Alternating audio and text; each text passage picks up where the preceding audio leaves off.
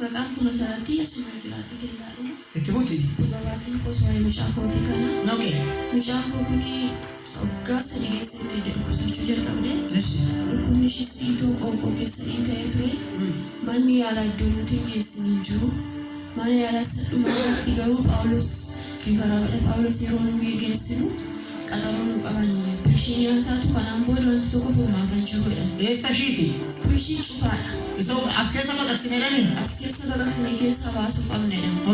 Achiisuma ammoo guyyaan sun ga'utti qoricha bitaadhanii faarmaasii irratti dura jedhanii faarmaasii Finfinnee keessa jiru iddoon tokko nafni qorichichi dhabame garuu Waaqayyo lafa kanatti billaas mucaa koo billaas jalaanaa oolche nuti otuma teenyu yaa Waaqayyoon jedhe kannaa kenneessi gaafa raajii nu faasanii dubbatan dubbadheera kannaa kenneessi yoo fudhattes yoo naa guddistes akka fedhangee godhin jedhe torbee sadii roobii darbee dhufne lafa kana mucaa kadhannaa duraan fuudheen kadhannaa iddoo baay'een geessa iddoo baay'ee yeroo geessa opereeshinii yoo taateen duuti jedhu opereeshinii yoo ishii kana booda ishii xiqqootti darba jedhu jecha kan faan irratti dubbatama garuu yaa Waaqayyo guyyaa keenya eegan jedhe gaafa torbee dubbachaan dhufee garuu yeroo hundi dubbadhu maal garuu kan mucaa kooti kana dhiiseera nuffe iddoo hin geessi malli yaalaas iddoo humna keenyaan ol ta'eera. Phaawulositti moo baqaqxoodha? Phaawulositti immoo sadhumaa baqqab beellamni nuu qabame bilbilli nama lama qabameera si waamedhanii ammasitti immoo maasaa gashaa qoricha kana bitaadhanii barreessanii nu kennan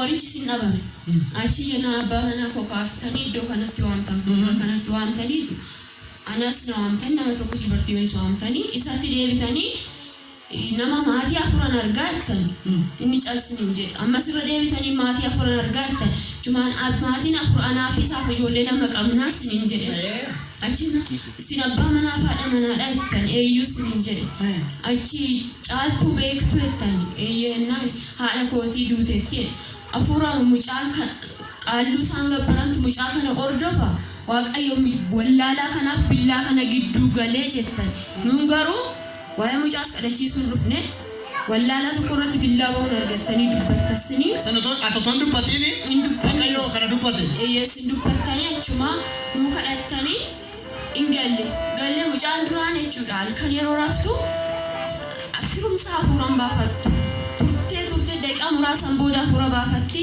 isa yommuu hojjettee hafuura fudhattee deebitee teessi achi booddee inuma eegnee torbee lama inuma eegneen jiru qoonqichi immoo duratti cufa akkas wal tuqaa ture doktoroonni iyyuu garamsiifatu qoonqicha wal tuqaadha akkasti ganamaa deemee arrabni isheen xiqqoon mul'achuu jalqabde fayyitee amma torbee sadaan kun roobii darbee kanaatti bilisa taate kanaaf Waaqayyoon naa galateeffatu.